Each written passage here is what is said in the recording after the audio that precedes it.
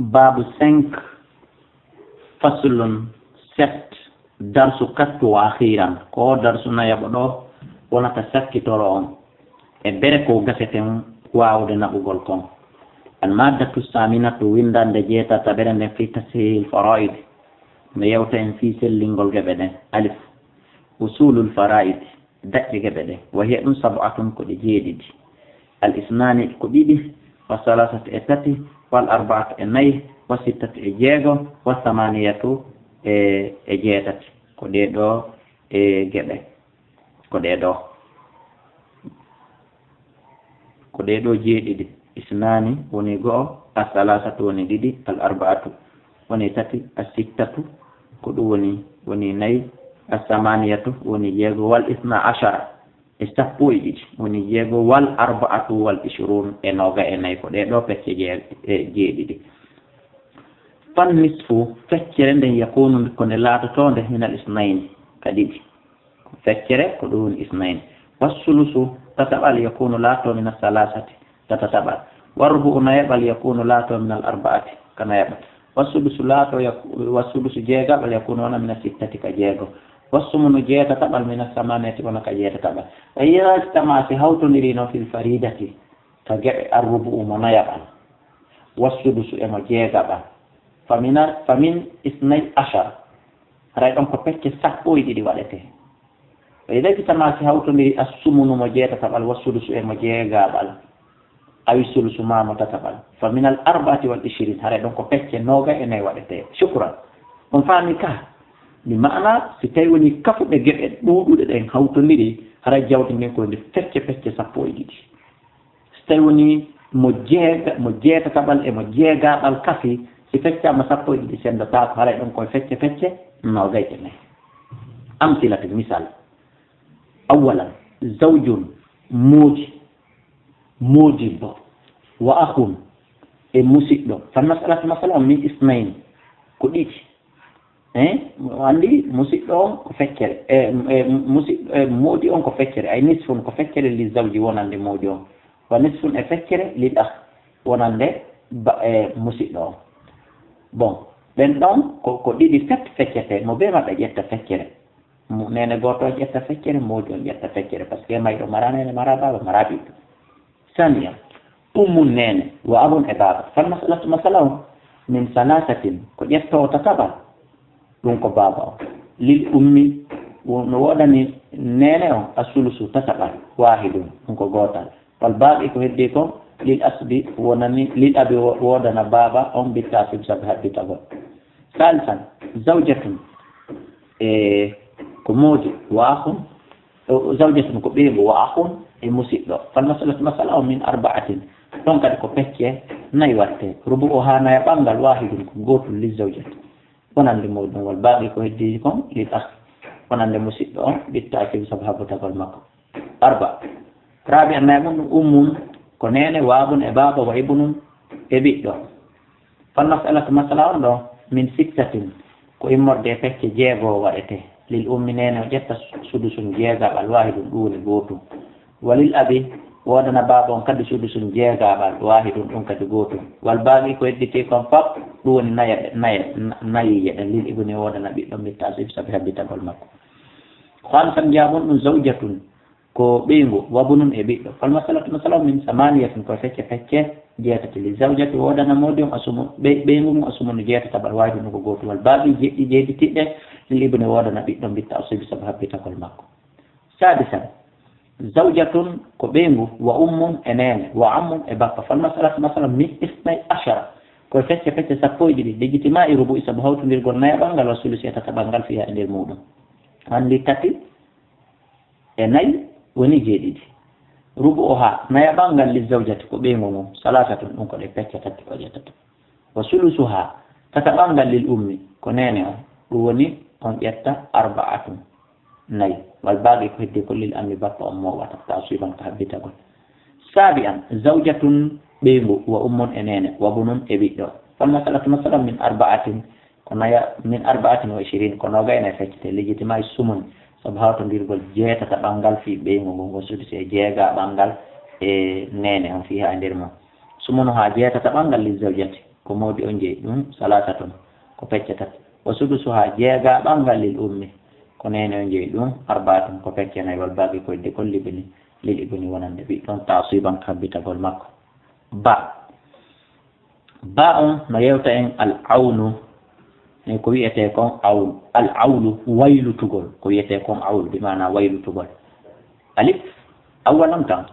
tarifu andingol en al awlu waylutugol fil istilahi ko saria ziyadatun ko ɓeydugol fi istihami ka geɓe honno usoy ɗuytugol minal makadiri embere ko yawano ƴettude kon waylita sani en hukumuhu ñawre wonde ajuma heno fottene sahabat sa baɓɓe radiallahu anhum yallah wele ɓe illa ibne abbas on abdoullah ibne abbas on on tawafa ɓe fottani alal amali ɓe gollitirgol ɗum wa alayhi e howre gollitirgol ɗum fal amalu bihi gollitirgol ɗum jaarin e ko dogu ɗum bayna kafatil muslimin hakkunde dendanangal julɓe ɓen salisan tata mum ɗum ma yadkhuluhu l awlu ko on ɗum waylutugol natata e mum yadkhuluhu no naata al awlu waylutugol salasata usulin daɓɓe tati fakat tati wahiya ɗum asittatu ko jeegaɓal wal isna achara ɗum ko sappo e ɗiɗi wal arbatu ashrun wayi ɗon asittatu ko jeegaɓal wal isna achara e sappo e ɗiɗi wal arbatu wal ashrun e nogaye nayyi fa sittatu jeegaɓal to uulu ino wawi waylitede ilal acharati naɓe sappo bil fardi ka weddingol wa zawji bil fardi saabu weddagol wa zawji e moodi wal isna achara sappo e ɗiɗi to uulu hino waylite ila sabata achara naɓe faade e sappo e jeɗɗi bil fardi saabu weddagol fakat pet wal arbatu wal ishrun nogay nayyi taw olu hino waylite marratan wahidatan kenen gonde wotere ila lawol gotel ila sabati wa ishirin natte e nogay e nayyi kadi e nogay e jeeɗiɗi bil fardi saabu weddagol amsila misal muɗum awalan awlu sittati waylutugol jeegong ila sabati naɓa jeɗɗi zawjun hino muudi wa shaqiqatun e nene goto baba goto wa jeddatun e fati fal masalatu masala min sittatin ko geɗe jeegol jawni watte li zawji wodana moodi on anni so feccere ɗum salasatun ko tati eddi fe tati wa il ukti wodana nene goto a shaqiqa nene goto baba goto anni so feccere salasatun ɗum ko tati woni jeego wa il jaddati wodana tati on assudusu jeegaɓal wahidatun gotal on andi woni pecce jeeɗiɗi fa alat mo andi o waylitama ila sabatin o naɓama faade jeɗɗi bil fardi saabu weddagol saniya awlu sittati waylutugol jeego ila samaniyati naɓa faade jeetati